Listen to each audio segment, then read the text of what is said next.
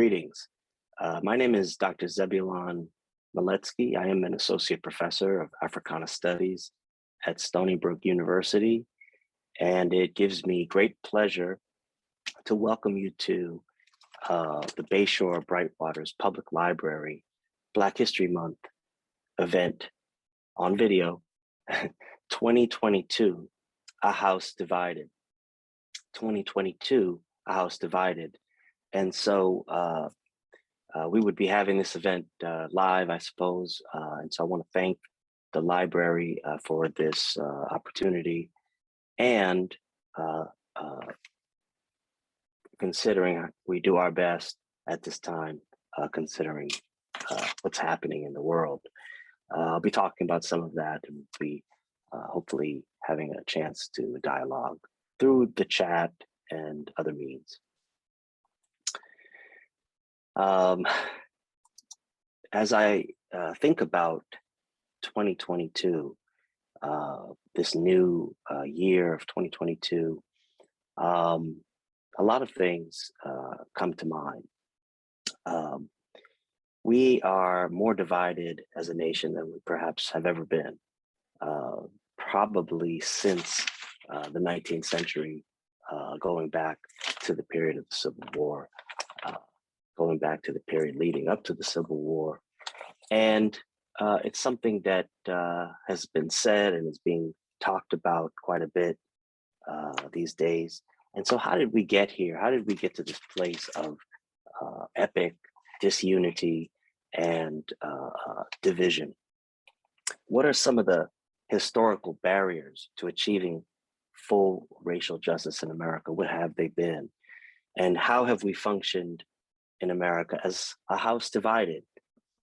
I think that when we characterize the country as having racist origins, for example, which is true, I think it is important to point out that historically, not all of America has subscribed to white supremacist origins. The country may have certainly started out that way, and I'll be talking about that. But in the end, some, maybe just about half, able to see beyond slavery. While not perfect, has at least tried to live American democracy and equality. But we are essentially still a house divided, borrowing that term from President Abraham Lincoln, a house divided, to help explain where we are in the country. I'll be talking a little bit about some of the history that led up to this moment. Some of that history you can see on the screen, the election of President Obama. Apparently that was such a jolting episode for the country, was such a intervention in such a major way that it created some difficult to predict outcomes, things that we may not have seen coming, but perhaps we should have, and I'll also be talking about that. So when we characterize the country as having racist origins, as I said, it's important to point out that historically not all of America has subscribed to white supremacy. Remember that we did make it through the Civil War, the original Civil War in the 19th century, before we even get to start talking about what's happening today. We lived through that because of the goodwill and the good conscience of enough of the country, maybe not all of the country, maybe about half, but enough of the country that we were able to survive it. And that same half in a different time is why we had a civil war in this country.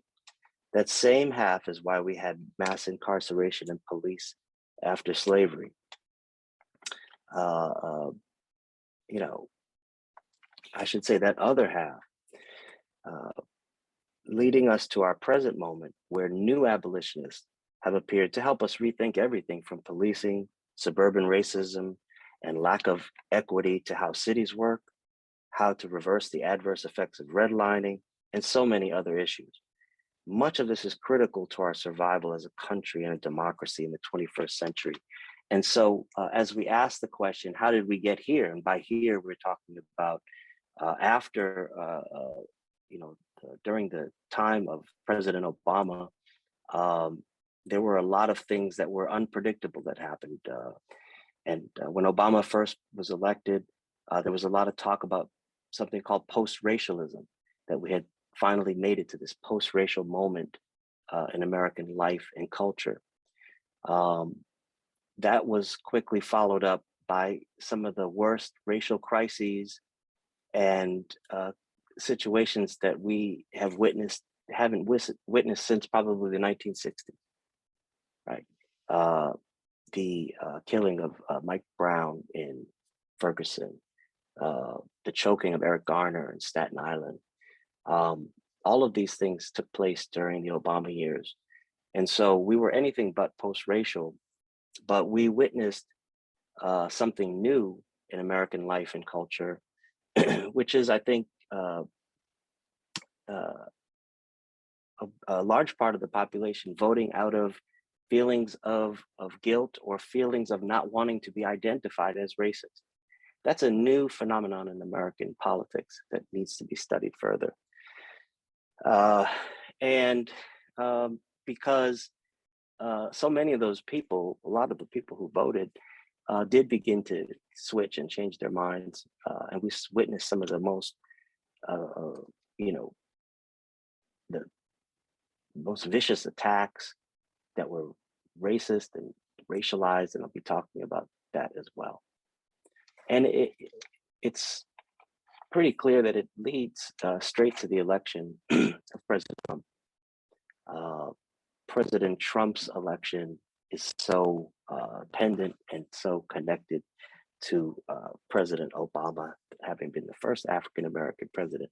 Apparently, this was too much for the country. This was shocking, so shocking in so many ways that it unleashed, or it appeared to unleash, this previously hidden racism that in the 1990s and 2000s was a little more covered up. So we're living in a much moment. We're witnessing things that we have not seen before. And of course, we're talking specifically about what happened on January 6th, the insurrection attack that really sort of shocked anybody, all of us who are watching. So you see here this picture. It's got the Civil War. It's a variation on the Avengers, I guess, Civil War, MAGA Civil War. And some of the senators who were planning to object. This was taken, I believe, before January 6th. And so what did that mean? Where are we now? What is the state of our democracy? And is it too late to be able to make changes? Is it too late to be able to save it? Because that's kind of where things are right now. And so I propose 2022, a House divided, and including the emergence of the new abolitionists. We're seeing a very, a new generation of freedom fighters, and who mostly are young, new abolitionists, some who have been abolitionists, and some who are becoming abolitionists. So as we consider the Trump years, you really kind of have to ask the question, how could we not see that this was an authoritarian or an autocratic, at least, regime or government or whatever you want to call it? We certainly should have, and I'm asking the question, why didn't we? One of the factors that needs to be mentioned is the fact that demographers predict that whites will be a racial minority in the United States by 2045. The election of the first Black president, as well as this statistical reality, more than any other factor, helps to explain the election of Trump and the reemergence of white nationalism as a primary organizing principle in the second decade of the 21st century. However, the argument can also be made that this kind of organizing began well before Trump's election. As Manisha Sinha, a historian of abolitionism, slavery, and the American Civil War, commented just after Trump's election, quote, "As a historian, I see uncanny and unsettling parallels between what happened with the overthrow of Reconstruction, America's startling experiment in interracial democracy after the Civil War. It seems after every period of extraordinary progress, we witness a complete regression to the forces of reaction. As Sinha suggests, Obama's election was a reconstruction of sorts for the nation, and we are just now seeing the same white lash, as she called it, that accompanied the end of that widely misunderstood period. The historical roots of the white lash that fueled Trump's victory lie in a prior backlash to an unprecedented attempt to grant African American citizenship during the period of radical Reconstruction.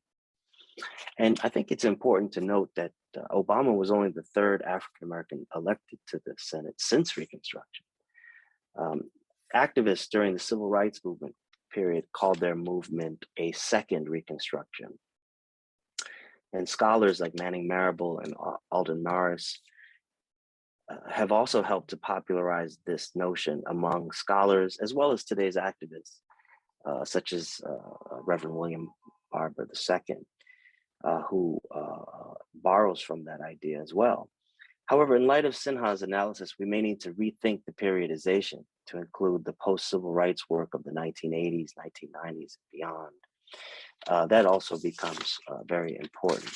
And so, you know, with President Obama having been embraced sort of beyond just a president, but also part of the civil rights tradition, he's marching, you know, with John Lewis and so on, and he's sort of thought of it in that way. That is sort of, again, a new phenomenon, both leader and at the same time president of the United States, in which he has to govern for all people. That's somewhat different. And so I have written about this in other places, and I would invite people to check that out. But even going again to the Obama years, and before and since, the destruction of Black bodies at the hands of the police, the resurgence of white nationalism and white supremacy in the 21st century, and the wholesale attempt to basically keep Black people down has become a part of this new reality. And again, it's really an old playbook, as we're seeing. But people are wondering aloud, you know, where are we going now?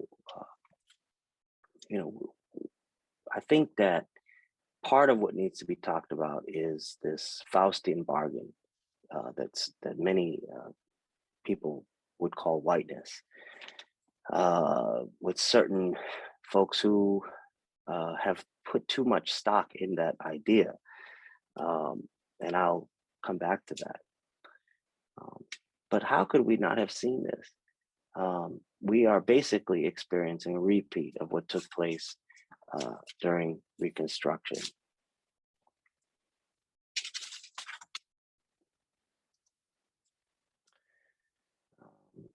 Symbols have power. The visual of January 6th is startling.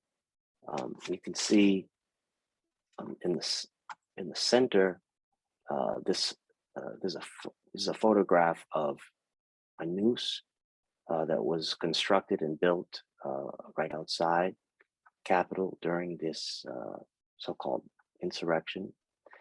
And on the left, I want to remind people that this is the way that many people came to see and came to depict the Obamas. And basically, this is the kind of racism and racist imagery that became so disturbing during the Obama years. So what is the meaning of a noose at the Capitol? How has whiteness worked? How did whiteness work at the insurrection, an attempted coup in our own time? And essentially, looking at some of the situations that have come up, you see the double standard. And all one really need do is switch races in any of these given situations and see. I've watched videos on YouTube, and I'm sure all of us have seen them, where you have, a white person pulled over and basically kind of given a pass, given that wink of whiteness, sort of like, hey, it's all right. I saw one video where the guy got pulled over, yelled at the policeman, was yelling at the cops, and then just drove away. And as we know, those scenarios play out much differently in terms of Black bodies and Black young men and women and who have been pulled over. The names are too numerous to mention. And so we find ourselves now kind of through the looking glass. It's very clear that racism never really went anywhere. It was always there. And it's perhaps no surprise considering the way that this country was founded, considering that it was connected to sort of the white racial project from the very beginning. And these are some of the concerns. So what was the price? The price of a Black president?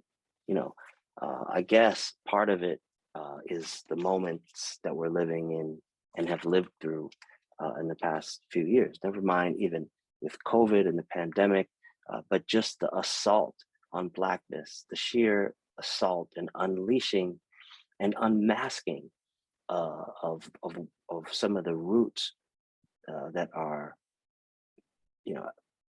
at question here and part of why we find ourselves in this moment. Projects like the 1619 project that has been undertaken are a good example of bringing out and showing the true nature of the founding of this country, the true issues at play. Are we more characterized by the original colonial founding, or by 1776? No, we really our lives and our history and our world and our country are really much more explainable and understandable when we start with this issue of slavery. And so the price of a Black president, I suppose, was America having a real reckoning finally with race. We know, like, a lot of white people don't like to be called racist. And I think that's kind of what was going on there with post-racialism. It's sort of post-racialism on a mass. It's that phenomenon of not wanting to be called racist, but on a mass scale and in terms of the political, the masses. And so that's a different phenomenon. That's a much different thing than we've ever seen. And it's really very interesting. Okay, so again, this is some of the images that we saw, and so my question is, why hasn't this been called out for what this is? Anti-American, anti-democratic, authoritarianism. The imagery says a lot, but because of whiteness, these insurrectionists were not seen for what they really were. It's kind of the frat boy mentality, like, hey, it's all fun and games. And that's a problem. That's a big problem. That's the way that whiteness has historically sort of worked in this country. People, given a pass, and so on and so forth.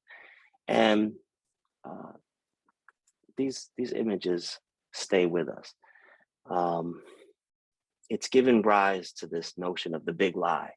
The big lie being the 2020 presidential election, that the election had been stolen. And whether we believe this line or not, because we know that facts and so on state that it was not stolen, but it's more interesting to me that the fact that people think it was stolen.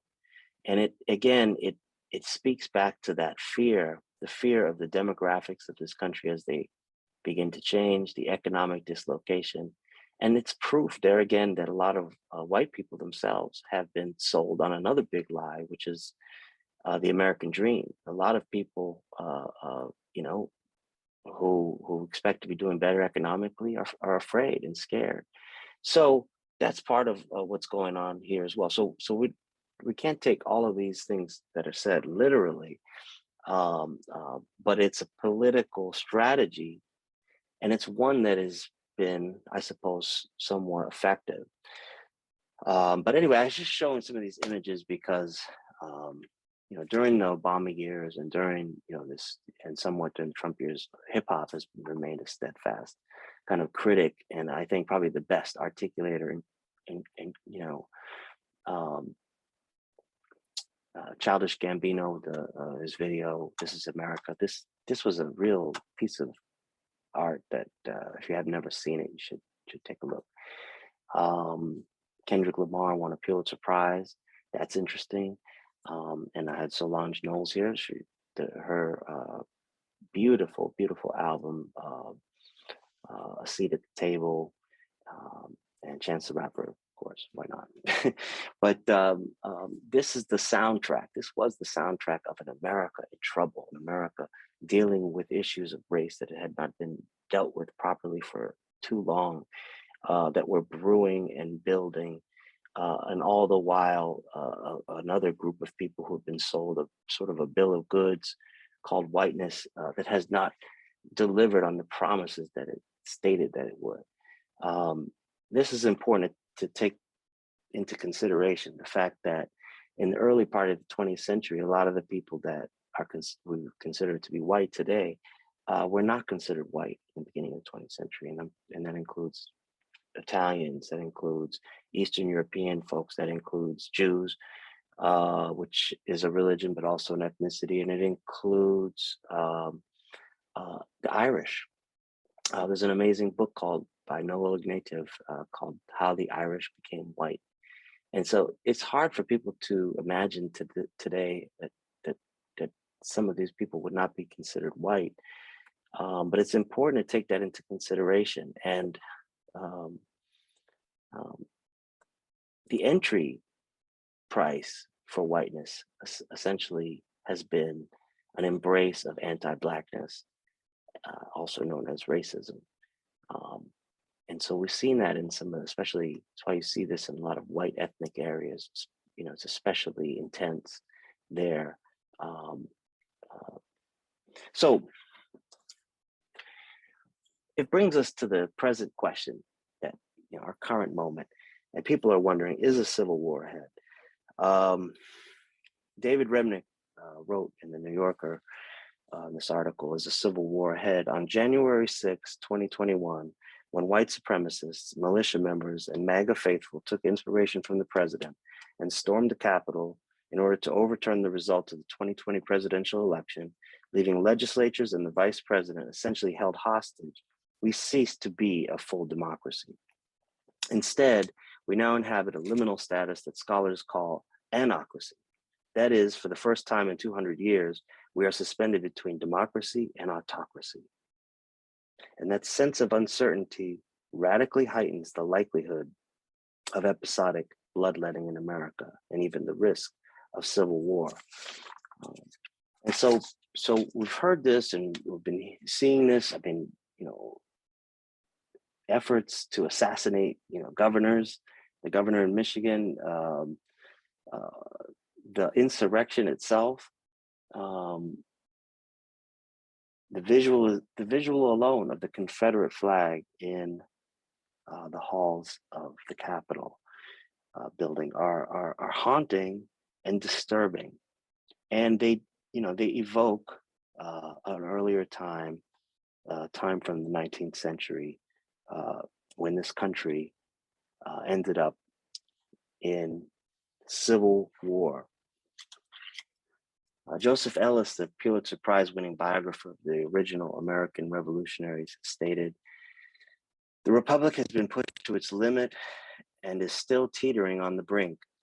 Focusing on this as a genuine inflection point in American history, comparable to the Civil War and the Revolution, is not fanciful.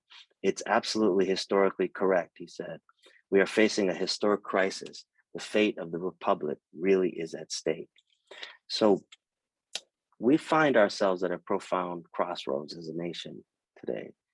Many are speaking actively of a new civil war, and the violence that accompanied the conflicts in Charlottesville and other places speak to this reality. It is how America responds to this new American dilemma, as I've called it in other places, that will decide our fate as a nation.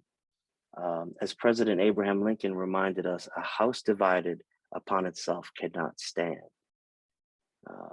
And about that impending crisis, Lincoln warned, I do not expect the house to fall, but I do expect it will cease to be divided. It will become all one thing or all the other. And so we do well to consider that notion today, because we need to have a roadmap to understand where we are. And I think history provides that roadmap. And historically, it is also important to remember that African Americans have saved this country from war and chaos during the Civil War and Reconstruction. Then again in the 1950s and 1960s, when they helped America remember its ideals by spurring the country, as Martin Luther King said, to live up to the true nature of its creed. America was never quite able to live up to some of those ideals on its own. All men are created equal. It was, I suppose we call it aspirational today. But it was African Americans and other groups who helped the country to get to that point, to realize the true nature of its creed, and to actually live up for the first time to its own stated ideals and beliefs. Remember, these are things that America said. America stated that all men are created equal, but wasn't ever quite able to live up to it. And so African Americans have fought in every single American war, have died. Literally, the blood, sweat, and tears is in the firmament and in the land and in the dirt and in the soil of this nation. They've given everything to this nation. So it's very important that we recognize that America actually owes a debt, if anything, to African Americans. And this sort of retrograde thinking and way of thinking of trying to go back to something from before is going to cost the country its place in the ideals of democracy itself. And it's a threat to democracy itself. That is where we are. And so I think people would do well to look to some of the abolitionist movements that are around today, to look to even Black Lives Matter and new abolitionists, old abolitionists, people like Mary McCaba's work, or Barbara Ransby, or Ruth Wilson Gilmore. There's a lot of other names and people that you might want to follow and check out. Rosa Clemente, and so many other people who are bringing about a new realization for what we are and where we are today, based on some of the teachings of people like Angela Davis, people who have been here for a long time, but sort of speaking out into the wilderness to some extent, as it regards sort of the sort of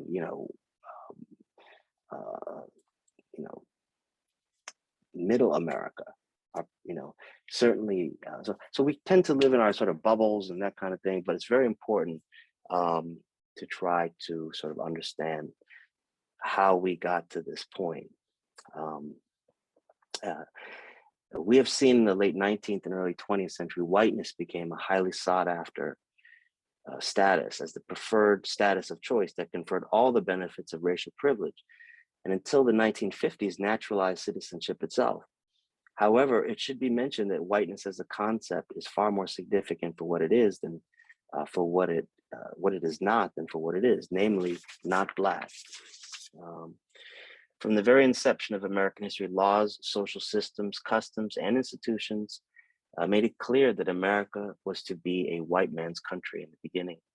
When the first Africans were brought here in 1619, it was never intended that they or the generations of Blacks that followed their ancestors would become citizens of the United States, but never intended by whom? Never intended by their white slave masters, but it was the intention of the people themselves to find a place and create a space for themselves, and they did so. As a result of increased European immigration in the late 19th century, groups we may normally associate with white, the Irish, Germans, Sicilians, and Jews, were not yet considered white, as I mentioned before, as the narrow boundaries of race were expanded to include more and more groups. Increasingly, many of these groups were perceived not only as non-whites, but as lesser whites. The signal development in this process was the Supreme Court case Takao Ozawa versus the United States. It decided that Ozawa, a Japanese-born resident of Hawaii, who had applied for citizenship, was not eligible for naturalization because he was not white. This case effectively drew the line for whiteness in America by affirming the decision made by the U.S. District Attorney for the District of Hawaii, which opposed Ozawa's application on the grounds that he was of the Japanese race and therefore not a white person. There's a great book by Matthew Fry Jacobson. It's called Whiteness of a Different Color, European Immigrants and the Alchemy of Race. He writes, the contest over whiteness, its definition, its internal hierarchies, its proper boundaries, and its rightful claimants has been critical to American culture throughout the nation's history. And it has been a fairly untidy affair. As Jacobson asserts repeatedly, the image of the Caucasian was expanded from Anglo-Saxon to other white immigrant groups who had previously been considered as separate races because they were not Anglo-Saxon. So essentially it comes down to that word that we've heard sometimes, WASP, white Anglo-Saxon Protestant. One was not necessarily considered white unless they, could trace you back to the Mayflower, as they say. So that's something that's important to understand. There's another great book on this called White by Law, The Legal Construction of Race by Ian Haney Lopez, and there's been a lot of new work as well. So quickly, I'd like to talk about sort of how we come to this moment. And to do that, to talk about someone named John Brown. John Brown was born in Torrington, Connecticut in 1800. He moved many times across the country. He was vehemently opposed to slavery, participated in the Underground Railroad, and gave land to fugitive slaves. Unlike many abolitionists, Brown was also anti-racist, really the original anti-racist. He socialized with Blacks and whites at his home on a totally equal basis. And that may sound like a given, but it wasn't a given. Not all abolitionists thought that way. Brown wanted to fight a war against slavery. On October 16, 1859, he and 21 other men raided the federal arsenal at Harper's Ferry. Brown hoped that his raid would ignite a slave rebellion that would spread throughout the South, but that did not happen. Instead, he was captured and tried. 2 of his sons died in the raid. He was convicted of treason and hanged on December 2nd, 1859. And if anyone's ever heard the song John Brown's Body, which is often played at Black churches and other gatherings, you might recognize that song. I'll see if I could try to play it, but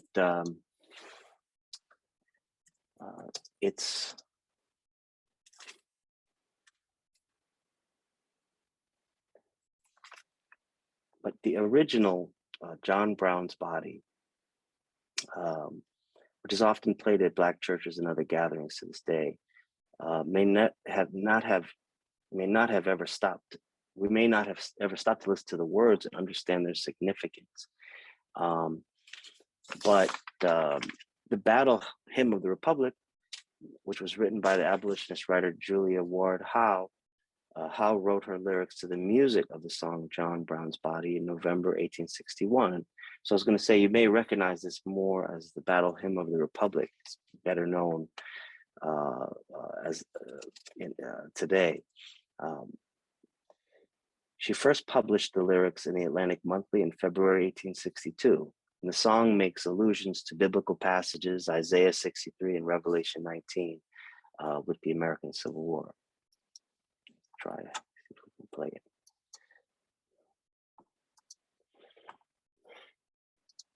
He is trampling out the vintage where the grace of wrath was stored. He has loosed the fateful lightning of his terrible sword. His truth is marching on. Glory, glory, hallelujah. Glory, glory, hallelujah. Glory, glory, hallelujah. His truth is marching on. I have seen him in the watchfires of 100 circling camps. They have built in him an altar in the evening dews and damps. I can read his righteous sentence by the dim and flaring lamps. His day is marching on. Glory, glory, hallelujah. Glory, glory, hallelujah. Glory, glory, hallelujah. His truth is marching on. He has sounded forth a trumpet that shall never sound retreat. He is sifting out the hearts of men before his judgment seat. Oh, be swift, my soul, to answer him. Be jubilant, my feet.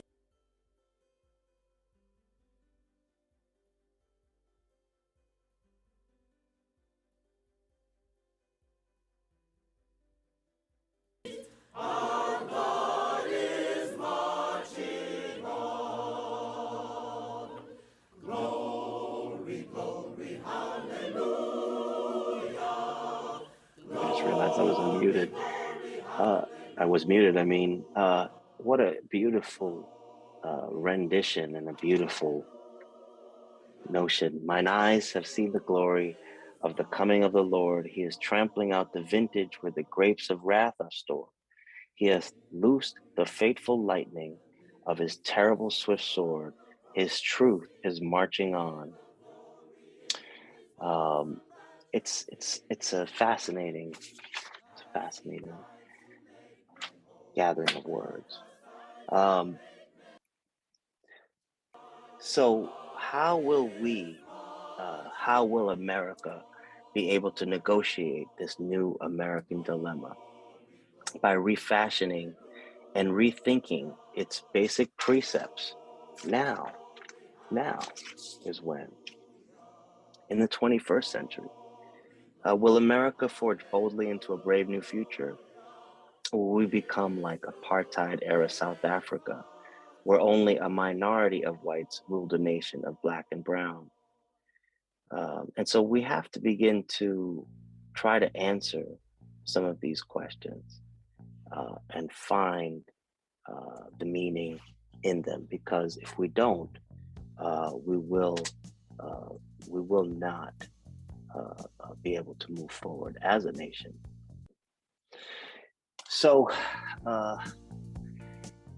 none of these questions take us directly to the answer, but it is worth noting that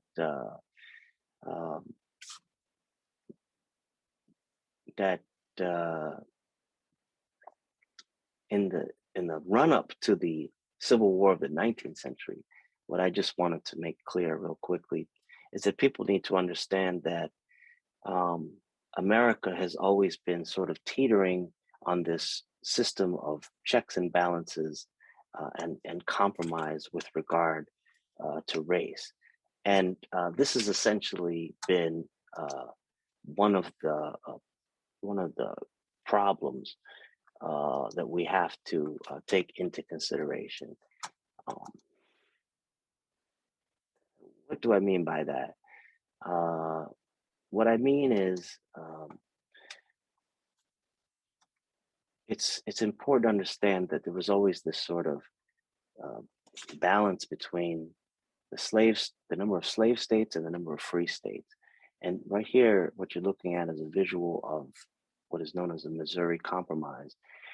As the country is growing and expanding, what some people call manifest destiny, from sea to shining sea, um, as new territories are coming into the Union and are coming into the Union as states, this question of were they going to be coming in as a free state or a slave state is something that is ongoing.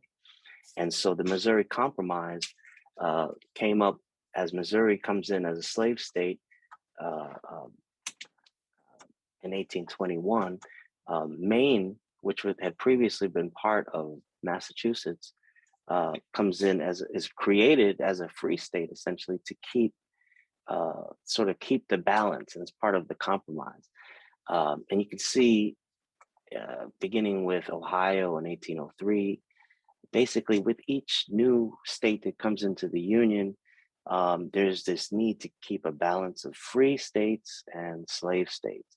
And so 1803, Ohio comes in with we have 9 free states. Louisiana in 1812, Indiana comes in as a free state in 1816, with Mississippi coming in as a slave state in 1817, Illinois coming in as a free state in 1818, and Alabama coming in as a slave state. So this ongoing effort to keep the balance, expansion created both new and free slave states. It was commonly agreed would be a good idea if new states did not upset the balance between existing free and slave states. The proposed admission of Missouri in 1819 as a slave state threatened to upset this balance. The South needed new slave states to keep the number of senators each state, to keep the number of senators even, because each state received 2. So there is this feeling that there is, that there's this imbalance that begins to happen in the 1840s and 1850s, essentially. As you can see, the balance was pretty even. Louisiana, Indiana, Mississippi, with Missouri, 1821, Arkansas, 1836, Michigan coming in as a free state, 1837, then Florida and Texas both coming in as slave states. And then we see a number of additional free states being added to the Union. And so this is part of the crisis that leads to the Civil War, this so-called imbalance. So again, half the country believing sort of in one idea, while the other half had another idea. House divided is essentially very similar to where we are. Worth noting that the reason for this expansion has to do with, of course, the Mexican-American War, the Treaty of Guadalupe Hidalgo, which ends up giving lands that had been part of Mexico, become part of the United States pretty much overnight, and that includes Texas. California comes in as a free state very narrowly. So Kansas itself, essentially in the 1850s, is playing out already a dress rehearsal, if you will, of the Civil War, with all kinds of things breaking out there. John Brown was involved, old Osawatomie. And if you go to places like Lawrence, Kansas today, where the university is a free state brewery, called such because of this whole issue around free state versus slave state. Kansas was essentially, there was 2 state governments. One was advocating and positioning itself as a free state, and one that wanted to be a slave state. So again, we've been through some of this before. It is only with the addition of these lands that were previously part of Mexico that America does make it to that manifest destiny of from sea to shining sea. from the New York Islands to the Gulf Stream waters. So um, that's important. You know, today, one of the things that gets talked about a lot is illegal immigration coming in, say from Mexico. But it's important to understand that there were families that go back several generations, Californians who go back several generations before, when the land was still part of Mexico, before it became part of the United States. So people can talk about, you know, people crossing borders, but, you know, what do you do when the border crosses you? Um, so these are important matters to be certain that we must consider. Um, and to kind of close it out, you know, what will we do? How will we negotiate this? And how will we find and try to find some of the answers together? Uh,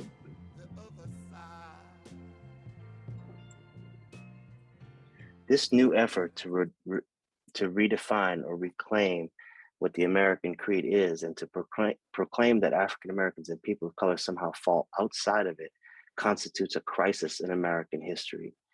Um, you know, we saw a bit of that, you know, during the Trump years, when, you know, people were saying to people who had been born in the United States, go back to your country, right? And the reason why that works is because when people think about American, they think white, and when they think white, they think American. Um, that has to do with some of those origins. That's what Nicole Hannah Jones, 1619 Project, are exactly trying to point out, right? That we're still stuck with so many of those kinds of things. It's very important that we begin to try to find some answers. And then just the last piece here, the 13th Amendment, um, you know, that is also something important to consider. If there was ever any doubt that, you know, this claim that it's made in books like The New Jim Crow, and a lot of other works, I think some of whom I mentioned earlier, have made the argument, including a wonderful documentary with the name of 13th that many of you may have seen, makes the important point that slavery didn't end, essentially, that it was neo-slavery or slavery of another name, by another name. And the other name that it takes on is essentially mass incarceration. It's right there in black and white: neither slavery nor involuntary servitude, except as a punishment for crime, whereof the party shall have been duly convicted, shall exist within the United States. So this is the amendment that's supposed to end slavery. It says in it, neither slavery nor involuntary servitude, except as a punishment for crime, uh, uh, whereof the party shall have been duly convicted, shall exist within the United States. So in the exception where someone has been convicted of a crime, essentially, they are still incarcerated and legally speaking enslaved. And so, you know, what can we do now? I gave a talk recently called "The Tasks Yet to Be Done," and we talked about some of the things that we need to do to get down to business. Uh, First thing is get rid of division and hate. We need to let go of our past ways, acknowledge the America we must rebuild and realize together. Um, and we need to trust that some of our leaders, some of the leaders of the past, like Dr. Martin Luther King Jr., Malcolm X, and others, have a vision and could see things that we cannot. This is one of the richest countries in the world. We need not have people go hungry or living without or in poverty. We need to begin to understand that the free market is not the solution to everything. Remembering that capitalism once failed badly back in 1929, the stock market crash that led to the Great Depression. Uh, People like FDR rebuilt the country, got people back to work. And his famous line, "The only thing we have to fear is fear itself." But that's also very similar to Obama. Obama saved the country. Remember, don't forget that Obama came into office during one of the worst financial disasters since the Great Depression, and helped the country to get back on its feet, and is not given credit for that. So we know that the reinstigation of white supremacy has a lot to do with Obama, but we also know that a lot of the roots were certainly already there. Obama was hated and criticized in ways that are similar to a Martin Luther King Jr. Remembering that towards the end of his life, King was quite reviled and hated because he stuck to his convictions. Obama as well, who's not given enough credit, is hated by a lot of, so many. Also, we need to come to see maybe Obama in that prophetic sense. There was a Proud Boys march on Sunrise Highway in Long Island, and that shows us how much is still yet to be done. And so I think as we're talking about America as a house divided, we have to talk about local areas as a house divided. If we can change things locally, we can change America.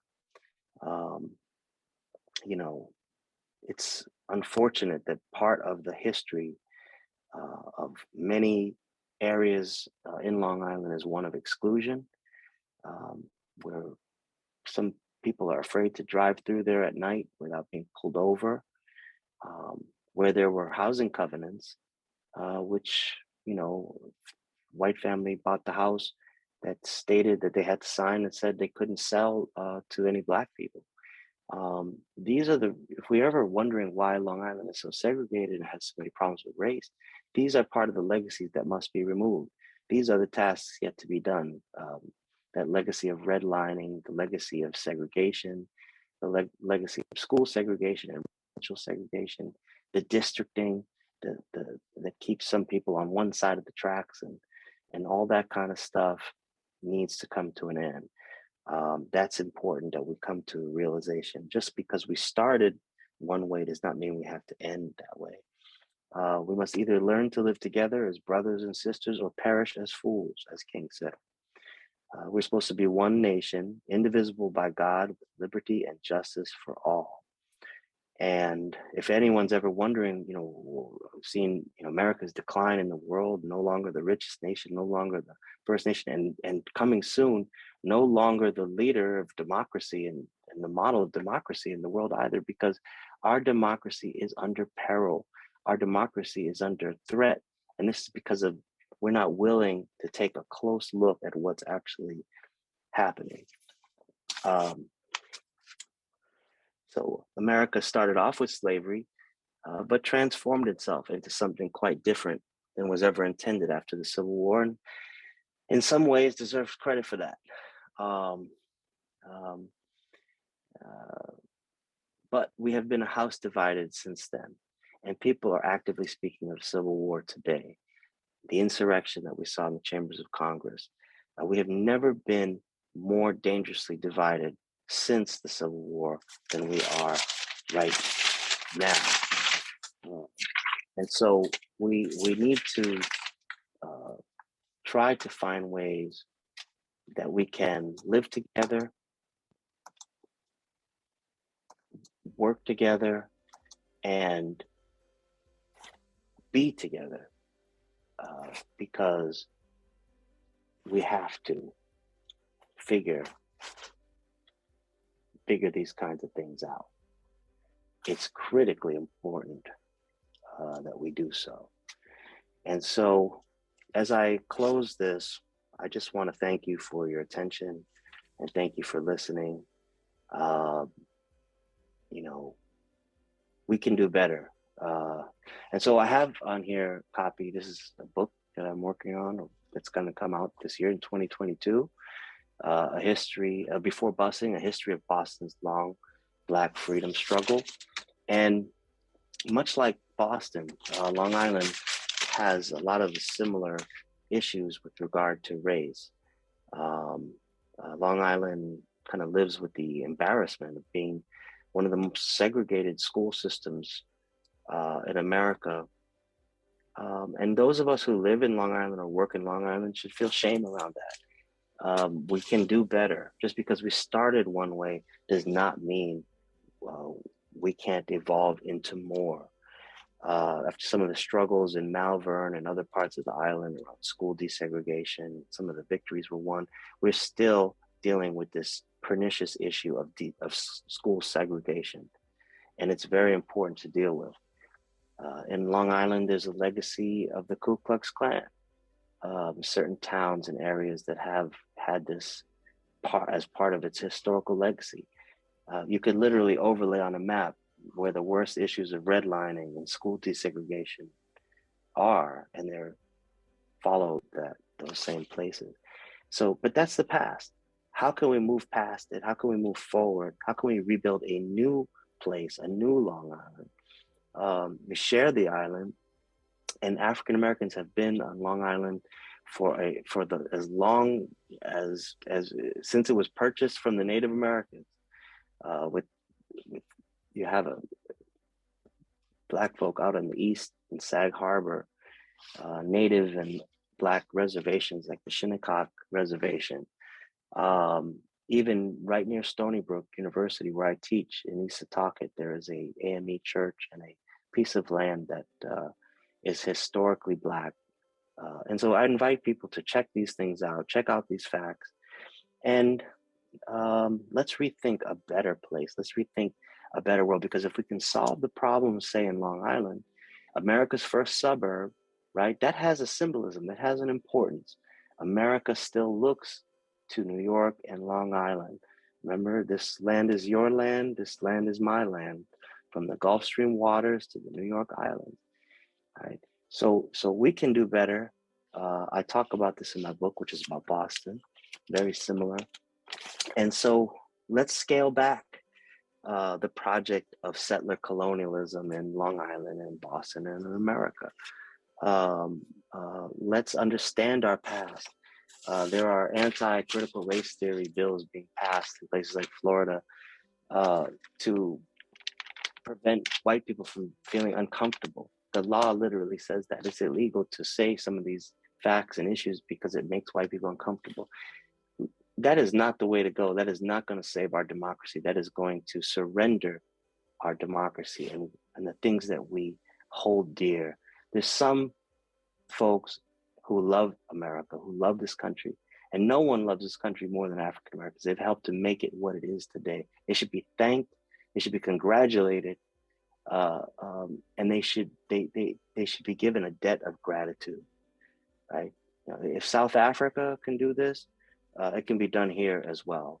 Remember President Mandela, Nelson Mandela, who was in a prison cell on Robben Island for 20 some odd years, 26 years, I believe, and was able to come out, become president of this country. F.W. de Klerk stepped down, and they had truth and healing and reconciliation. And that is what we need in this country today. If we're going to overcome this notion of a house divided, we need truth, we need healing, and we need reconciliation. I want to thank you for listening and thank you for taking part in this. I invite you to stay in touch with me on Twitter at Zebulon Miletsky, Zebulon Miletsky, and also on Instagram at Zebulon Miletsky. You can also find me at Stony Brook University. So I look forward to dialoguing and exchanging with you. And I want to thank the library once again and thank the staff for arranging this and organizing this. I wish you all a wonderful Black History Month, and let's come together. Thank you.